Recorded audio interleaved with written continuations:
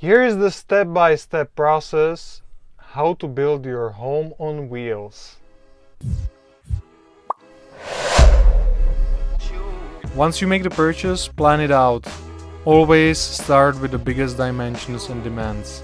My demand was storing e-bikes without taking them apart. This dictates the entire layout. Bed would be pretty high, so I need to figure out e-bike's position so it can be as low as possible. Because we planned to live inside full time, we needed enough space in the main living area to move around each other without getting crazy. In the following step, you should strip the van off. Take everything out that doesn't have to be in there.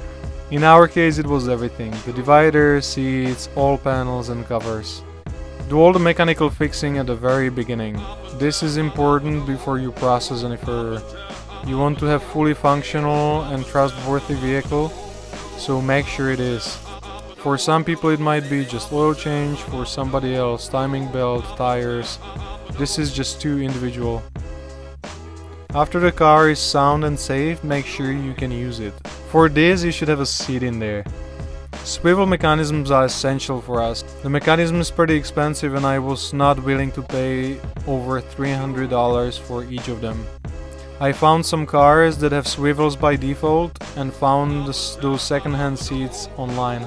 The only thing to make were bases for those seats to be fitted. Fun project to do and opportunity to practice welding for me. Next are windows or roof windows. Let's do all the main things right at the beginning. Decide where you want them and cut holes for them. Next I made a simple wooden frame to even up the thickness of the entire roof. The window climbs together like a sandwich, and for proper fit it needs solid support. But just make sure the top part of a roof window or side windows is properly sealed. For that you need some good glue that is pretty resilient towards weather conditions. This I believe is skippable for most people. It's a paint job. First of all, I did some body kit to fill some imperfections. Second, I ran around the car with fine sandpaper and sand down some loose parts of the paint and rust. Third, I washed and degreased the entire surface of the car. I know what I'm about to do is nothing conventional, but hey, my project, my rules. I decided to just roll the paint on our van. Why? It's the cheapest possible way and I believe at this point fastest. I spray painted all curves first so I don't see strokes from a brush. That means door from inside, roof and just curves all around the van. After this I do 2 coats. The result is pretty good, I can tell you. I don't stress about scratching the car at all. If I do, I can anytime do another coat for a few dollars.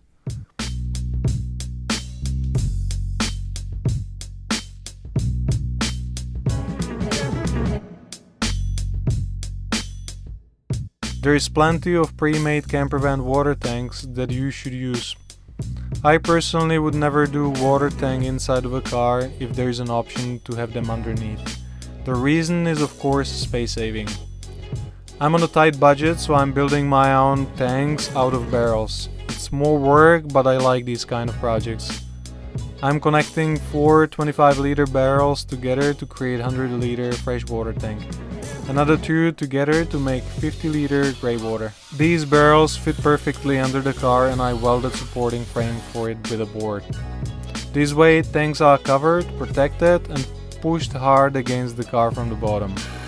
Solars are pretty easy. You can buy brackets to attach them to the van and wire plugs that seal your roof. I don't buy them, instead I just got a L-shaped aluminum, drilled holes to them, glued and screwed with self-tapping screws. For wires I just drilled holes and then sealed them with the same Sikaflex glue. Easy and cheap solution that does the job. Reversing camera is easy too. This one was just cheap from eBay and I read in comments it leaks after heavy rains. No problem, I siliconed it all around and instantly it's waterproof. In the following steps you can do wires or insulation, whatever you prefer. I decided to do wires. You should have all the wires in protective hoses so you don't cut through them somewhere by accident. I learned this later, so please avoid it. Plan it like I did with a marker, that's a good way. This made it easier to work with. Plan your lights and switches, reversing camera, inverter, water pump, fan and everything else you are adding. I also added extension cable drum from the bottom of our van because it's very convenient to just pull the cable out. Make sure you have plenty of USBs everywhere. Cool extra trick for urban camping, I also made car charging reduction for charging stations. This way I can plug the entire car and use the power inside, charge e-bikes, etc. Cool thing to have is also a car charger, so whenever you are plugged in, it charges your deep cycle batteries too. Next is the insulation. There is many ways how to insulate camper van. This topic is broad that you should research it on your own. I chose to do silver double layer 18mm and Miralon.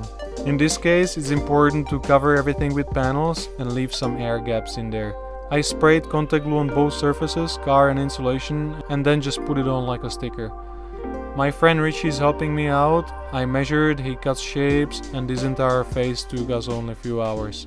Easy peasy. Finally, we moved to some more interesting parts. Again, many ways how to do floors. The way I do it is lifting and evening the floor up and using the same insulation there. For the board itself, it's good to use lightened plywood. It's pretty pricey, so I just used offcuts that were lying around my workshop. On the top I contact glued vinyl for commercial use. This one is more resistant and difficult to scratch. Roof panel I measured and cut out of 3mm MDF. I made sure all my cutouts will fit and marked the holes for lights too. Here on the video I'm using thick black fabric I had spare at the workshop to make the final result softer and thicker. Second layer is fabric I use for panels to have unified style. Next I made few stands out of chipboard. These curves copy the internal roof shape, and I also stapled stripes of fabric not to damage new ceiling fabric. Installing this panel was pretty easy with all of this. I used the same PU Mammoth glue and pushed the panel hard against the roof. The following morning glue was cured and ready to move on.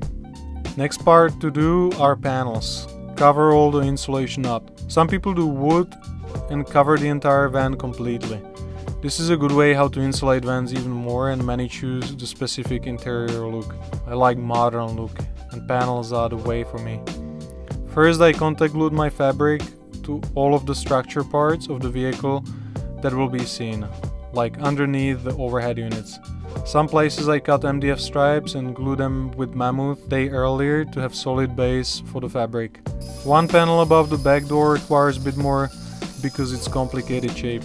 You can see I'm using plastic sheet to cut first. I'm bending it after, marking and shaping inside of the van, and later polstering with 2 layers of fabric. I made templates out of cardboard and transferred shapes right on MDF. The rest is just cutting them out. Follow up in the same principle like the roof panel. Thick black fabric first, and then my interior gray one. Splashback panel is thicker, 8mm painted MDF because I will be attaching things to it later and needs to be more solid. On the side door I used 1mm painted metal sheet that I previously made base for, so I can just Mammoth glue it on. For furniture, different people use different material. I can easily tell the best one is lightened plywood. It's pretty solid, it doesn't warp with humidity, and is super lightweight.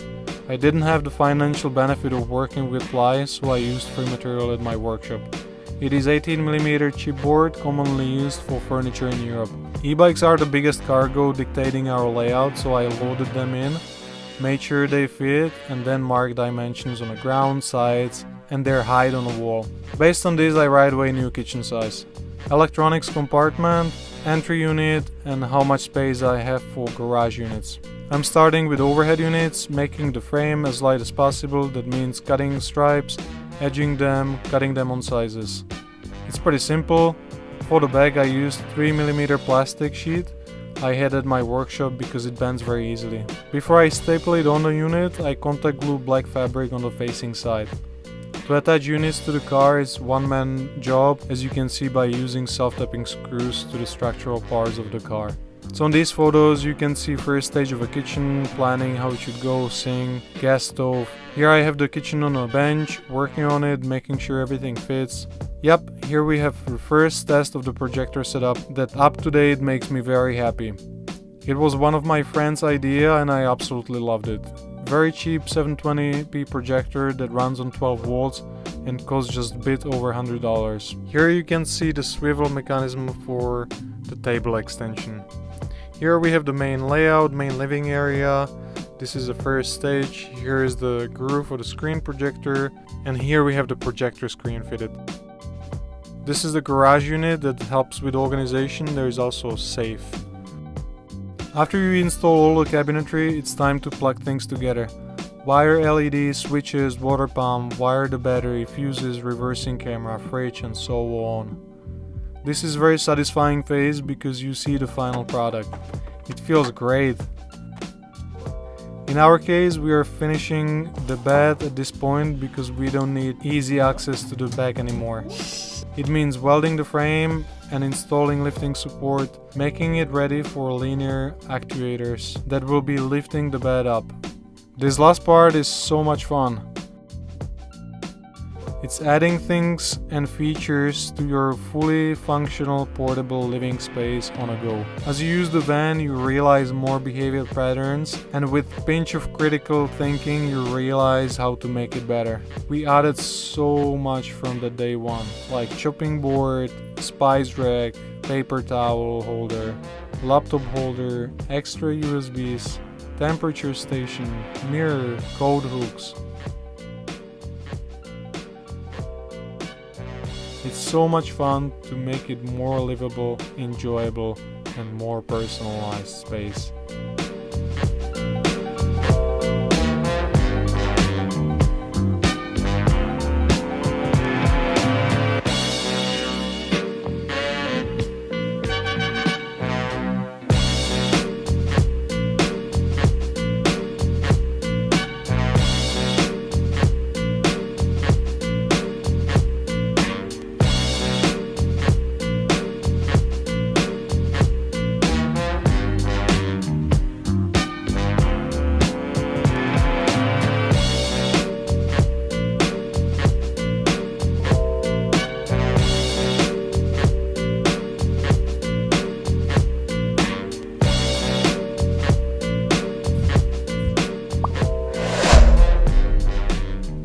I see you made it all the way to the end. Now you need to check out our van tour to see all these creative details in this van and how we operate inside.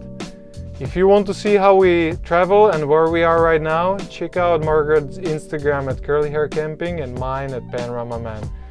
See you in another video.